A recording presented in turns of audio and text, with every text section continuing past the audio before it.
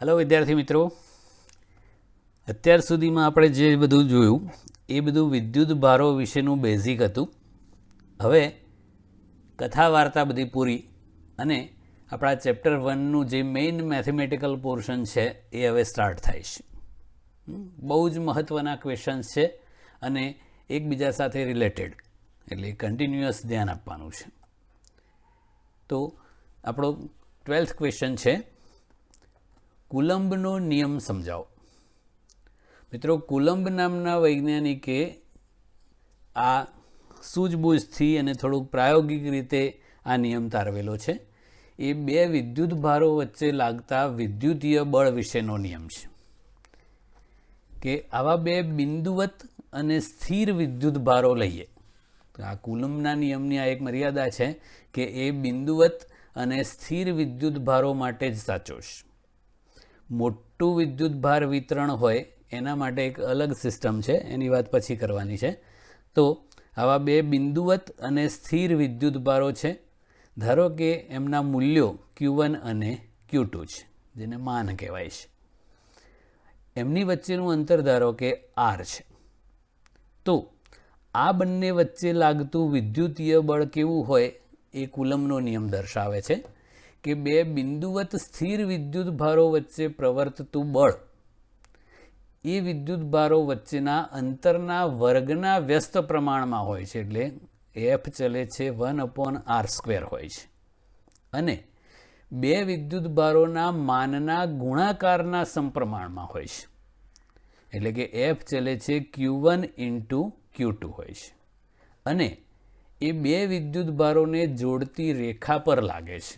એટલે આ જે ડોટ ડોટવાળી લાઈન આપણે બતાવી છે એ લાઈન ઉપર એ બળ લાગતું હોય છે, જેવું આપણે ગુરુત્વાકર્ષણ માટે કર્યું હતું એ ટાઈપનું જ છે. તો આપણે આ કુલંબના નિયમને ગાણિતિક સ્વરૂપે લખવો હોય તો ધારો કે બે બિંદુવત વિદ્યુત ભારોના મૂલ્યો Q1 Q2 છે અને એના માન સ્વરૂપે દર્શાવવું હોય તો માનાંકમાં લખવાનું mode of Q1 mode of Q2 અને એમની વચ્ચેનું અંતર R છે. તો એ બે વચ્ચેનું બળ આ રીતે લખાય છે, F = K Q1નું મૂલ્ય ગુણ્યા Q2નું મૂલ્ય /r². એટલે આ બે બિંદુવત સ્થિર વિદ્યુત ભારો વચ્ચે પ્રવર્તતું બળ છે એ બે વિદ્યુત ભારો વચ્ચેના અંતરના વર્ગના વ્યસ્ત પ્રમાણમાં અને તે વિદ્યુત ભારોના મૂલ્યોના ગુણાકારના સમપ્રમાણમાં છે. આ K છે એ એક સપ્રમાણતા અચળાંક છે. તો આ કુલંબના નિયમનું અદિશ સ્વરૂપ છે. સદિશ સ્વરૂપની વાત આપણે પછી કરવાની છે. અહીંયા જે K આપણે સપ્રમાણતા અચળાંક લખ્યો એનું MKS મૂલ્ય લઈએ, એટલે કે આ બે વિદ્યુત ભારો બંને કુલંબમાં લઈએ અને અંતર મીટરમાં લઈએ તો એ Kનું મૂલ્ય શૂન્યાવકાશની અવસ્થામાં 8.9875 × 10⁹ ન્યૂટન મીટર સ્ક્વેર પર કુલંબ સ્ક્વેર જેટલું થાય છે. આ એકમ ક્યાંથી આવ્યો તો Kને કરતા બનાવો એટલે FR² Q1 Q2 થાય. Fનો ન્યૂટન, R² નો મીટર સ્ક્વેર અને Q1 Q2 એટલે છેદમાં કુલંબ સ્ક્વેર, એને ઉપર લઈ ગયા એટલે કુલંબ⁻². છે. આવું વિચિત્ર યાદ રાખવાની જરૂર નથી. આપણે નોર્મલી બધે 9 × 10⁹ ન્યૂટન મીટર સ્ક્વેર પર કુલંબ સ્ક્વેર જ લઈશું. અને જ્યાં જ્યાં કુલંબનો નિયમ વપરાશે ત્યાં આનો ઉપયોગ આવશે, મતલબ આખા ચેપ્ટરના તમામ સૂત્રોમાં. ઓકે, હવે એકચ્યુઅલી આ જે K છે એને શૂન્યાવકાશના સંદર્ભમાં લખીએ તો Kની જગ્યાએ 1/4πε0 લખવામાં આવે છે. એટલે કે કુલંબનો નિયમ આ રીતે રજૂ કરવામાં આવે છે, F = Kના બદલે 1/4πε0 Q1 Q2 /r². મિત્રો, આ જે ε0 છે એ શૂન્યાવકાશની પરમિટિવિટી કહેવાય છે. ગુજરાતીમાં એને શૂન્યાવકાશનો પરાવૈદ્યુતાંક કહેવાય છે. એટલે એક શૂન્યાવકાશ માટેનો અચળાંક છે.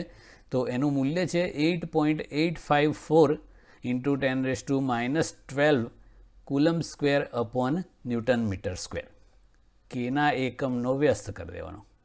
આ ન્યૂટન મીટર સ્ક્વેર પર કુલંબ સ્ક્વેર છે તો આ એનું ઉલટું થઈ જશે. ઓકે, તો આ શૂન્યાવકાશની પરમિટિવિટી કહેવાય છે. ગુજરાતીમાં એને શૂન્યાવકાશનો પરાવૈદ્યુતાંક કહેવાય છે. તો આ કુલમ્બના નિયમનું અદિશ સ્વરૂપ થયું. ઓકે, હવે સદિશ સ્વરૂપની વાત આપણે પછી કરીએ છીએ. દોસ્તો હવે બરાબર ધ્યાન આપજો. આપણે કુલમ્બના નિયમનું સદિશ સ્વરૂપ મેળવીએ છીએ.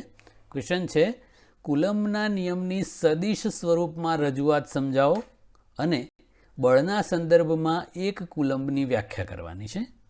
થોડોક લાંબો ક્વેશ્ચન છે, એ 3 થી 4 માર્ક્સમાં પૂછવા લાયક, એટલે બરાબર ધ્યાન આપજો. તો આપણે કુલમ્બના નિયમને સદિશ સ્વરૂપે રજૂ કરવા માટે ધારો કે આવી એક યામાક્ષ પદ્ધતિ લઈએ, OXYZ. હવે Q1 અને Q2 આવા બે બિંદુવત સ્થિર વિદ્યુતભારો છે. ઉગમ બિંદુની સાપેક્ષે Q1નો સ્થાન સદિશ ધારો કે સદિશ R1 છે અને ઉગમ બિંદુની સાપેક્ષે Q2નો સ્થાન સદિશ ધારો કે સદિશ R2 છે. ઓકે, હવે આ બંને વિદ્યુતભારો ધારો કે ધન ધન અથવા ઋણ ઋણ હોય તો એકબીજાને અપાકર્ષે. તો આ જે બળ લાગ્યું એ કયા વિદ્યુતભાર પર લાગ્યું? Q1 પર. કોના વડે લાગ્યું? તો Q2 વડે. તો 1 પર 2 વડે લાગતું બળ, તો આપણે એને F12 નામ આપીએ છીએ. જેની પર લાગે પહેલાં લખવાનું ને જેના વડે લાગે પછી. તો આ F12નો મતલબ શું કરવાનો? વિદ્યુતભાર 1 પર વિદ્યુતભાર 2 વડે લાગતું બળ. ઓકે, એવી જ રીતે આ Q2 પર વિદ્યુતભાર Q2 પર કોણ બળ લગાડે? તો Q1. તો એ 2 પર 1 વડે લાગતું બળ છે, એટલે આપણે એને F21 કહીશું. હવે જો આ બંને બળો સમાન મૂલ્યના હોય અને પરસ્પર વિરુદ્ધ દિશાના હોય. આ રીતે જો બંને વિદ્યુતભારોની સંજ્ઞા સમાન હોય, મતલબ બંને ધન ધન અથવા બંને ઋણ ઋણ હોય, તો આ રીતે બળો સમાન મૂલ્યના, પરસ્પર વિરુદ્ધ દિશાના, એકબીજાથી દૂર જતા હોય. પણ જો એક વિદ્યુતભાર ધન હોય અને એક ઋણ હોય તો આકર્ષણ થાય. તો બંને બળો પાછા સમાન મૂલ્યના હોય, પરસ્પર વિરુદ્ધ દિશાના હોય, પણ એકબીજાની નજીક આવતા હોય. એટલે આ રીતનું હોય. પણ એ બંને બળોની દિશા જુઓ, એ બંને વિદ્યુતભાર Q1 Q2 ને જોડતી રેખા પર જ છે, એવું આપણે વ્યાખ્યામાં વાત કરી. ઓકે, તો એ બળનું આપણે સદિશ સ્વરૂપ મેળવવા માટે સૌથી પહેલાં આપણે એક સદિશ વ્યાખ્યાયિત કરવાનો છે, Q2 થી Q1 ને જોડતો સદિશ. Q2 થી Q1 તરફનો જે સદિશ છે એને આપણે નામ આપી દીધું R12. ઓકે, તો એ સદિશ R12 છે એ ત્રિકોણની રીતની આપણે વાત કરીએ તો શું થશે? તો સદિશ R2ના શીર્ષ પર આ સદિશ R12નું પુચ્છ છે. તો એ જે કન્ટિન્યુઅસ બે સદિશો હોય એમનો સદિશ સરવાળો થાય, અને જે ત્રીજો વધ્યો R1 એ પરિણામી સદિશ કહેવાય. તો ત્રિકોણના નિયમ પ્રમાણે શું થશે? સદિશ R2 પ્લસ સદિશ R12 ઇક્વલ ટુ સદિશ R1. R2 plus R12 equal to R1 માટે સદિશ R12 ને કરતા બનાવો તો સદિશ R1 માઇનસ સદિશ R2 થઈ જાય.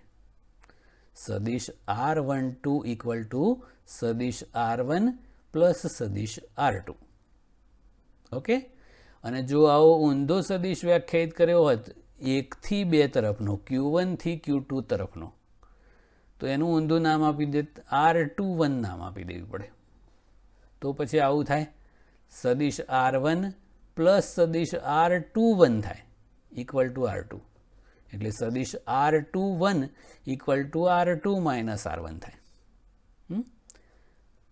R12 આમ છે, R21 એનો વિરોધી સદિશ હોય. તો આ સદિશ R12 અને સદિશ R21 એ બેના મૂલ્યો સરખા જ હોય, કેટલા કેટલા હોય તો એ બંને વિદ્યુત ભારો વચ્ચેનું જે અંતર હોય એટલા જ, એટલે એના મૂલ્યો સરખા હોય પણ દિશા પરસ્પર વિરુદ્ધ હોય છે. ઓકે, તો આ સદિશ માટે આપણે આ બધું માથાકૂટ કરી છે. હવે એ કુલમના નિયમને આપણે સદિશ સ્વરૂપે લખીએ તો શું થાય જોઈએ. હવે બળ સદિશ રાશિ છે એટલે એને દિશા દર્શાવવા માટે આપણે એકમ સદિશનો ઉપયોગ કરતા હોઈએ છીએ. તો સૌથી પહેલાં આપણે આ જે સદિશ R12 વ્યાખ્યાયિત કર્યો એની દિશાનો એકમ સદિશ વ્યાખ્યાયિત કરી દઈએ તો એને કેરેટ R12 કહેવાય. તો એકમ સદિશની વ્યાખ્યા પ્રમાણે એકમ સદિશ એટલે સદિશ ભાગ્યા એનું મૂલ્ય, સદિશ R12 અપોન R12. ઓકે, અથવા આપણે જો Q1 થી Q2 તરફનો સદિશ વ્યાખ્યાયિત કરેલો હતો તો R21 વ્યાખ્યાયિત કર્યો હોય તો એનો એકમ સદિશ કરવો હોય તો કેરેટ R21 ઇક્વલ ટુ સદિશ R21 ભાગ્યા R21 એનું મૂલ્ય. જેમ R12 ને R21 સદિશો સરખા અને વિરુદ્ધ દિશાના છે, સમાન મૂલ્યના અને પરસ્પર વિરુદ્ધ દિશાના છે, એવી જ રીતે આ એકમ સદિશો પણ સમાન મૂલ્યના અને પરસ્પર વિરુદ્ધ દિશાના હોય છે. એટલે કેરેટ R12 અને કેરેટ R21 છે એ બંને સમાન મૂલ્યના અને પરસ્પર વિરુદ્ધ દિશાના હોય એટલે એ વિરોધી સદિશો છે, એટલે અહીંયા માઇનસ વડે બતાવેલું છે. ઓકે, હવે આપણે આ Q2 પર જે બળ લાગે છે એની વાત કરીએ. Q2 પર Q1 વડે લાગતું બળ કયું? તો આ F21 કર્યું ને એ. તો આની વાત કરીએ તો કુલમના નિયમ પ્રમાણે મૂલ્ય કેટલું થાય તો 1/4πε0 Q1 Q2 અપોન આ બે વચ્ચેના અંતરનો સ્ક્વેર. એ બે વચ્ચેનું અંતર આપણે R21 કહીએ એનો સ્ક્વેર, અને દિશા કઈ તો કેરેટ R21 ની દિશામાં. અને કેરેટ R21 ની દિશા કઈ હોય તો 1 થી 2 તરફ આમ. આ 1 2 ની દિશા આમ છે, 2 1 ની આમ હોય તો એ કેરેટ R21 ની દિશા એ જ F21 ની દિશા. ઓકે, અને કેરેટ R21 ના બદલે આપણે સદિશ R21 અપોન R21 કરી દઈએ તો આ સદિશ R21 અને અહીંયા બીજો એક R21 આવે એટલે આ સ્ક્વેરના બદલે ક્યુબ થઈ ગયો. ઓકે, ઓબ્જેક્ટિવમાં પણ આ સૂત્ર પૂછાતું હોય છે કે કુલમના નિયમના સદિશ સ્વરૂપમાં કયું સૂત્ર યોગ્ય છે એમ કરીને 4 આપ્યા હોય તો આ યાદ રાખવાનું, કેરેટ હોય તો નીચે સ્ક્વેર હોવો જોઈએ અને ઉપર સદિશ હોય તો નીચે ક્યુબ હોવો જોઈએ. કેમ એવું આવે છે તો એ પેલું કેરેટ R21 ની જગ્યાએ આપણે સદિશ ભાગ્યા એનું મૂલ્ય લખ્યું તો એક R બીજો આવે એટલા માટે આવું થાય છે. ઓકે, હવે આ સદિશ R21 એટલે આગળ કર્યું એ પ્રમાણે R2 માઇનસ R1 થાય. આવું કરેલું ને આપણે, સદિશ R1 પ્લસ સદિશ R21, સદિશ R21 આમ હતો, ઇક્વલ ટુ સદિશ R2. માટે સદિશ R21 ની જગ્યાએ શું થઈ જાય R2 માઇનસ R1, એટલે આ સદિશ R2 માઇનસ R1 અને આ મૂલ્ય છે એટલે માનાંકમાં લખ્યું સદિશ R2 માઇનસ R1 નું મૂલ્ય એનો ક્યુબ. ઓકે, હવે આ જે બળ F21 છે એ Q1 Q2 બંને જો ધન ધન અથવા ઋણ ઋણ હોય તો જ સાચું એવું નથી, ગમે તે માટે ચાલે છે. કેમ?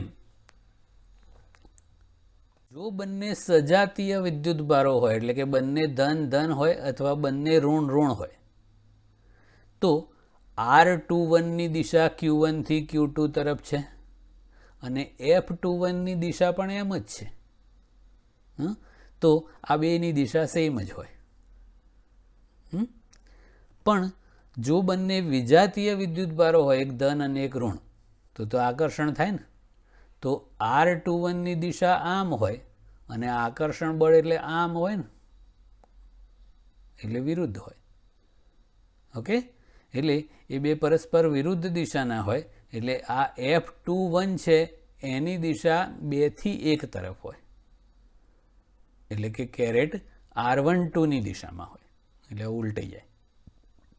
ઓકે, એટલે અલગ અલગ સૂત્રો વાપરવાના નથી, સેમ સૂત્ર, પણ એમાં ખાલી પ્લસ માઇનસ આવી જાય બસ. જો આ આકૃતિમાં બતાવેલું છે કે બંને જો ધન ધન અથવા ઋણ ઋણ હોય તો એ બંનેનો ગુણાકાર ગ્રેટર દેન 0 થાય. તો R21ની દિશા અને F21ની દિશા સરખી હોય, પણ એક ધન હોય અને એક ઋણ હોય તો બેનો ગુણાકાર ઋણ હોય. તો R21 આમ છે, આ 1 થી 2 તરફ, અને F21 એની વિરુદ્ધ આમ છે. ઓકે, એટલે એ R12ની દિશામાં હોય એમ. તો એ પણ આપણે અહીંયા સમીકરણથી દર્શાવી દઈએ કે જો Q1 વિદ્યુત ભાર પર Q2 વડે વિદ્યુત ભાર વડે લાગતું બળ F12 વ્યાખ્યાયિત કરીએ તો એ F12 થઈ જાય.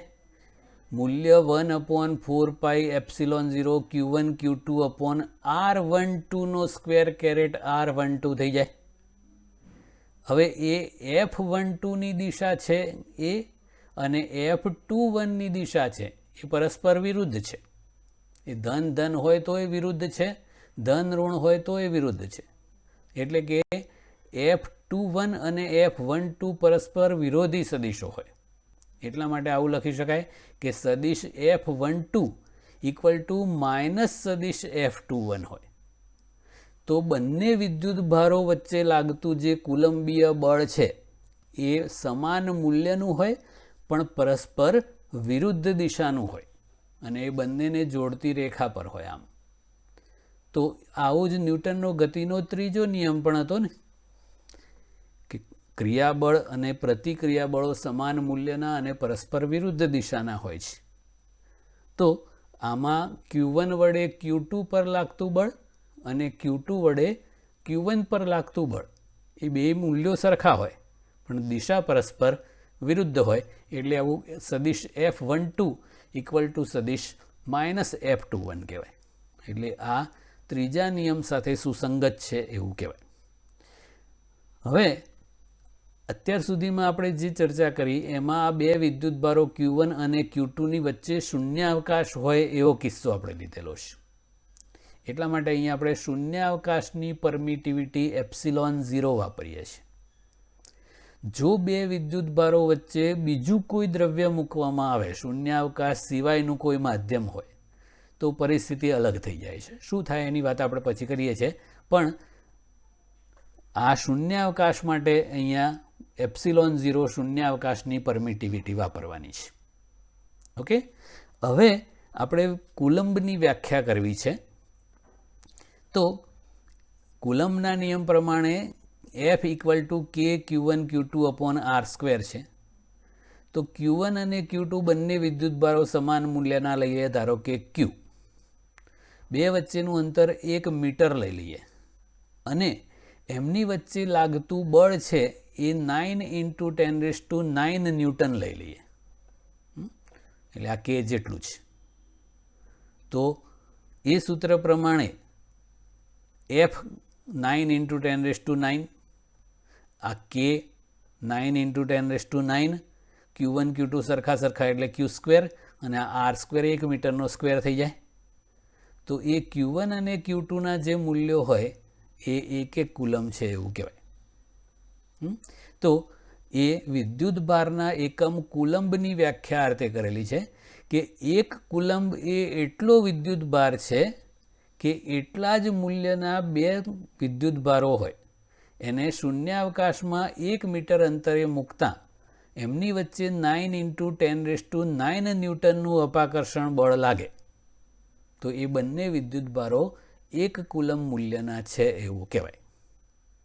ઓકે, એટલે અહીંયા એક કુલંબના વિદ્યુત ભારો મૂકો, બે વચ્ચેનું અંતર 1 મીટર રાખો અને શૂન્યાવકાશમાં મૂકો તો બંને વચ્ચે લાગતું જે બળ છે એ 9 × 10⁹ ન્યૂટન જેટલું હોય. તો આ બળના સંદર્ભમાં કુલંબની વ્યાખ્યા છે આ વિદ્યુત ભારના એકમની. હવે શૂન્યાવકાશ સિવાય કોઈ માધ્યમ બે વિદ્યુત ભારો વચ્ચે હોય તો શું એની વાત કરીએ છીએ.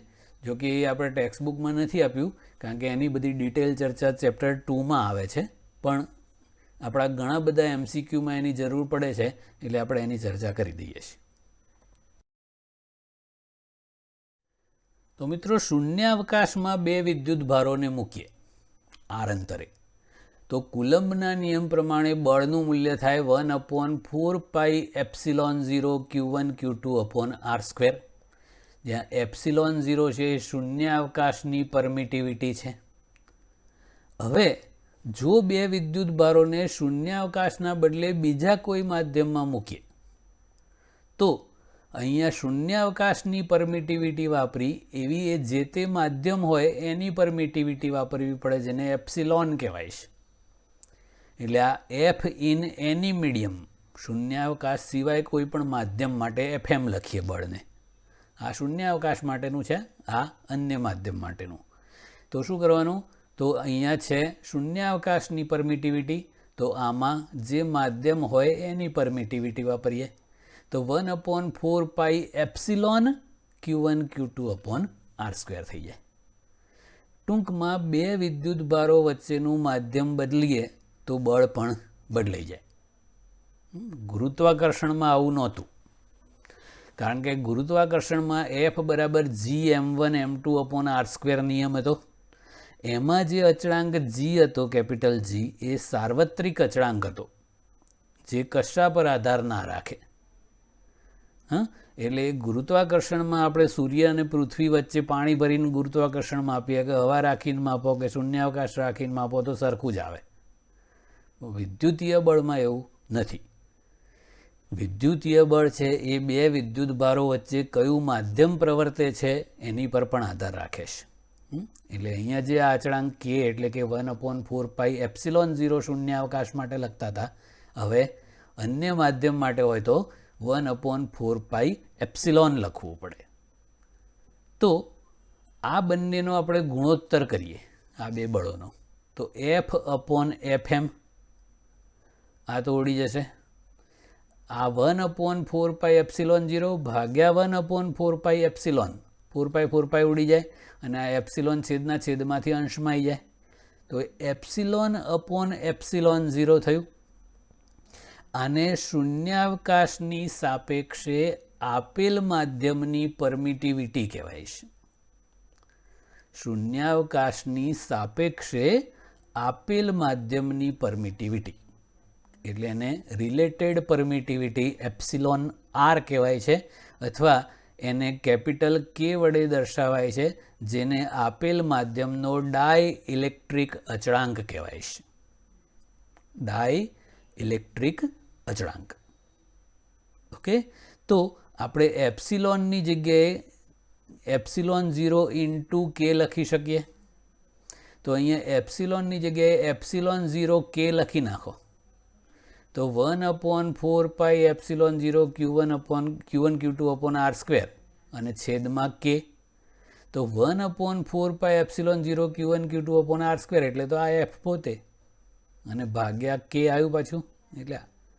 એટલે જો બે વિદ્યુત ભારો વચ્ચે શૂન્યાવકાશ હોય ત્યારે લાગતું બળ F હોય, અને હવે જો એ બે વચ્ચે કોઈ K ડાઇલેક્ટ્રિક અચળાંકવાળું માધ્યમ ભરી દેવામાં આવે તો હવે બળ કેટલું થાય? તો પહેલાં કરતાં Kમાં ભાગનું થઈ જાય, અથવા 1/K ગણું એવું કહેવાય. અને એ ડાઇલેક્ટ્રિક અચળાંક Kનું મૂલ્ય હંમેશા >1 હોય છે. ધાતુઓ માટે ડાઇલેક્ટ્રિક અચળાંકનું મૂલ્ય ઇન્ફિનિટિવ હોય છે. એટલે બે વિદ્યુત ભારો વચ્ચે જો ધાતુ મૂકી દેવામાં આવે તો બળ શું થાય? તો F/∞ એટલે 0 થઈ જાય.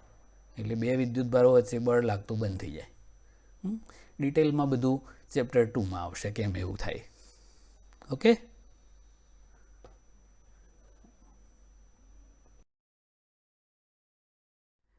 મિત્રો, આપણે કુલમ્બનો નિયમ જો એ માત્ર બે વિદ્યુત ભારો વચ્ચે લાગતા વિદ્યુતીય બળ શોધવા માટે ઉપયોગી છે. પણ જો બેથી વધુ વિદ્યુત ભારો કોઈ તંત્રમાં હોય તો બધા એકબીજા પર બળ લગાડતા જ હોય, તો કોઈ પણ એક વિદ્યુત ભાર ઉપર લાગતું પરિણામી બળ શોધવા માટે આ સંપાતપણાનો સિદ્ધાંત ઉપયોગી છે. એટલે ધારો કે આપણે કોઈ એવું તંત્ર લઈએ જેમાં 2 થી વધુ વિદ્યુત ભારો હોય, ધારો કે Q1 Q2 up to Qn, તો એમાંના કોઈ એક વિદ્યુત ભાર ઉપર બાકીના વિદ્યુત ભારો વડે કેટલું બળ લાગે એ શોધવા માટે સંપાતપણાનો સિદ્ધાંત જરૂરી છે. વાસ્તવમાં સંપાતપણાનો સિદ્ધાંત છે એ કુલંબના નિયમનું વ્યાપક સ્વરૂપ કહી શકાય, અને આખું જે સ્થિત વિદ્યુત શાસ્ત્ર છે એનો પાયો આ 2 નિયમો પર છે, કુલંબના નિયમ અને સંપાતપણાના સિદ્ધાંત પર. તો એ સંપાતપણાનો સિદ્ધાંત શું છે કે કોઈ એક વિદ્યુત ભાર ઉપર બાકીના વિદ્યુત ભારોને લીધે લાગતું બળ કેટલું હોય, તો એ વિદ્યુત ભાર ઉપર બાકીના વિદ્યુત ભારો વડે એ સમયે લાગતા બળોના સદિશ સરવાળા જેટલું હોય છે. હવે આની ખાસિયત એ છે કે ધારો કે આપણે અહીંયા ઉદાહરણ તરીકે 3 વિદ્યુત ભારો લીધા છે, Q1 Q2 Q3. તો Q1 પર લાગતું પરિણામી બળ આપણે શોધવું છે. કોણ લગાડે? તો Q2 પણ લગાડે અને Q3 પણ લગાડે. તો Q1 ઉપર Q2 વડે લાગતું બળ અને Q3 વડે લાગતું બળ, એ બંનેનો સદિશ સરવાળો કરો, એ એની પરનું પરિણામી બળ થાય. તો આ સંપાતપણાનો સિદ્ધાંત છે. આવું 2 થી વધુ ગમે તેટલા વિદ્યુત ભારો માટે લાગુ પાડી શકાય. હવે બીજી એક ખાસિયત છે કે જ્યારે આપણે Q2 અને Q1 વચ્ચેનું બળ શોધતા હોઈએ ત્યારે બાજુમાં Q3 તો હોય જ, એ પણ બળ લગાડતો હોય, પણ Q1 Q2 વચ્ચે જે બળ લાગતું હોય એ દરમિયાન Q3ની હાજરીની આ બળ ઉપર કોઈ અસર નથી થતી હોતી. એટલે આ જે કુલંબનો નિયમ છે અથવા તો સંપાતપણાનો સિદ્ધાંત છે એ 2 બોડી ફોર્સ છે. મતલબ કે 2 વિદ્યુત ભારો વચ્ચે લાગતા બળની દરમિયાન કોઈ ત્રીજા કે કોઈ પણ વિદ્યુત ભારોની હાજરીની અસર થતી નથી. એટલે આ 2 બોડી ફોર્સ કહેવામાં આવે છે. તો આપણે Q1 ઉપર Q2 અને Q3 વડે કેટલું બળ લાગે એ શોધવું છે, અને એ પરિણામી બળ છે એનું સૂત્ર મેળવવું છે, અને પછી એને આપણે વ્યાપક રૂપે n વિદ્યુત ભારો માટે કરી દઈશું. ઓકે, તો મિત્રો આપણે 3 વિદ્યુત ભારોનું આવું એક તંત્ર વિચારીએ, Q1 Q2 અને Q3. એ વિદ્યુત ભારો ક્યાં આવેલા છે? તો ઉગમ બિંદુની સાપેક્ષે Q1 નો સ્થાન સદિશ ધારો કે સદિશ R1, Q2 નો સ્થાન સદિશ ધારો કે સદિશ R2 અને Q3 નો સ્થાન સદિશ ધારો કે સદિશ R3 છે. હવે Q1 ઉપર બાકીના 2 વિદ્યુત ભાર Q2 અને Q3 વડે કેટલું બળ લાગે એ આપણે શોધવું છે. તો સૌથી પહેલા Q2 વડે Q1 પર લાગતું બળ શોધીએ. 1 પર 2 વડે લાગતું બળ, એટલે એને F12 કહીએ. કુલંબના નિયમ અનુસાર બળનું મૂલ્ય 1/4πε0 Q1 Q2 upon R12 નો સ્ક્વેર. એ R12 એટલે Q1 અને Q2 વચ્ચેનું અંતર છે. દિશા કેરેટ R12 વડે દર્શાવી, તો એ કેરેટ R12 છે એ Q2 થી Q1 તરફનો એકમ સદિશ છે. એટલે આ બંને જો ધન હોય તો અપાકર્ષણ બળ આમ લાગે, તો આ થઈ ગયું F12, Q2 વડે Q1 પર લાગતું બળ. એવી જ રીતે Q3 વડે Q1 પરનું બળ શોધવું છે. 1 પર 3 વડે લાગતું બળ, એટલે એને F13 કીધું. આ 2 વચ્ચે કુલંબના નિયમ પ્રમાણે 1/4πε0 Q1 Q3 upon R13 નો સ્ક્વેર. R13 એટલે Q3 અને Q1 વચ્ચેનું અંતર. દિશા કેરેટ R13 વડે દર્શાવી, એ કેરેટ R13 છે એ 3 થી એટલે Q3 થી Q1 તરફનો એકમ સદિશ છે. તો આ બળ થયું F13. એટલે કે Q1 ઉપર 2 બળો લાગે છે, એક F12 અને બીજું F13. આ Q1 પર Q2 વડે લાગતું બળ F12 અને Q1 ઉપર Q3 વડે લાગતું બળ એટલે F13. તો એ Q1 પર લાગતું પરિણામી બળ 1 પર છે એટલે એને F1 નામ આપી દઈએ. કેટલું હોય તો આ બંનેના સદિશ સરવાળા જેટલું, સદિશ F12 પ્લસ સદિશ F13 એટલે કે 1/4πε0 Q1 Q2 upon R12 નો square caret R12 plus F13 એટલે 1/4πε0 Q1 Q3 upon R13 નો સ્ક્વેર કેરેટ R13. ઓકે, હવે આ 3 વિદ્યુત ભારોના તંત્રની વાત કરી. આમાંથી હવે આપણે કોમન કાઢીને એક સૂત્ર બનાવીએ ને પછી વ્યાપક બનાવી દઈએ છીએ. તો મિત્રો, આવા n વિદ્યુત ભારોનું તંત્ર હોય Q1 Q2 Q3 up to Qn, એ બધા વિદ્યુત ભારો વડે Q1 ઉપર લાગતું પરિણામી બળ F1 કેટલું હોય એ આપણે શોધવું છે.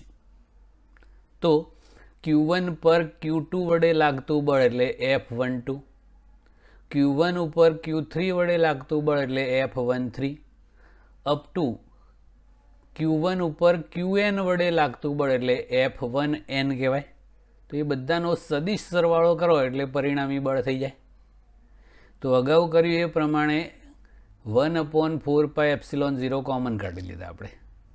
પછી આ Q1 Q2 upon R12 નો સ્ક્વેર કેરેટ R12 પ્લસ આ F13 એટલે Q1 Q3 upon R13 નો square caret R13 plus up to એવું Q1 Qn upon R1n નો સ્ક્વેર કેરેટ R1n. R1n એટલે પહેલા અને n વચ્ચેનું અંતર છે અને આ Qn થી Q1 તરફનો એકમ સદિશ હોય. ઓકે, તો સિગ્મા સ્વરૂપે આવું લખવું હોય તો આમાંથી Q1 પણ કોમન લઈ લીધો. તો Q1 upon 4πε0 sigma I equal to 2 to n. જો અહીંયા 1 નથી લીધો કારણ કે 1 પરનું બળ છે ને, એક છે, એક પર બળ ના લગાડે. તો અહીંયા Q2 Q3 Q4 up to Qn છે, એને વ્યાપક રૂપે Qi કહી દીધું, જ્યાં I is running from 2 to n છે. અને અહીંયા 1 1 1 જ છે એટલે 1 જ, અને 2 3 4 n છે ત્યાં I, અને અહીંયા પણ એવું જ 1 ની જગ્યાએ 1 જ અને 2 3 4 ની જગ્યાએ I. તો આ સિગ્મા સ્વરૂપે થઈ ગયું. તો આ રીતે આપણને પરિણામી બળ મળી જાય. અને 1/4πε0 ને ટૂંકમાં આપણે K કહીએ છીએ. એટલે આ Q1 ઉપર બાકીના n વિદ્યુત ભારો વડે લાગતું બળનું વ્યાપક સમીકરણ થઈ ગયું. K Q1 sigma I is running from 2 to n Qi upon R1I નો સ્ક્વેર કેરેટ R1I. ઓકે, તો આખું જે સ્થિત વિદ્યુત શાસ્ત્ર છે એમાં બે વિદ્યુત ભારો વચ્ચેનું વિદ્યુતીય બળ શોધવું હોય તો કુલમ્બનો નિયમ વાપરવાનો, અને 2 થી વધારે વિદ્યુત ભારોનું તંત્ર હોય તો સંપાતપણાનો સિદ્ધાંત. ઓકે, તો આજે આટલું, બાકીનું નેક્સ્ટ ટાઈમ. હવે જે વિદ્યાર્થી મિત્રો આપણા વિડીયો જોવાની શરૂઆત કરી છે અને જેણે ચેનલ સબસ્ક્રાઈબ ના કરી હોય એ ચેનલને સબસ્ક્રાઈબ કરી દો, બેલ આઇકન પણ દબાવી દો, એટલે તમને આપણા જે વિડીયોઝ છે એનું રેગ્યુલર નોટિફિકેશન મળતું રહે, એટલે કોઈ પણ ચેપ્ટરનો કોઈ પણ વિડીયો સ્કીપ ના થઈ જાય એ જરૂરી છે. Okay, so take care and study well. Okay, that's it.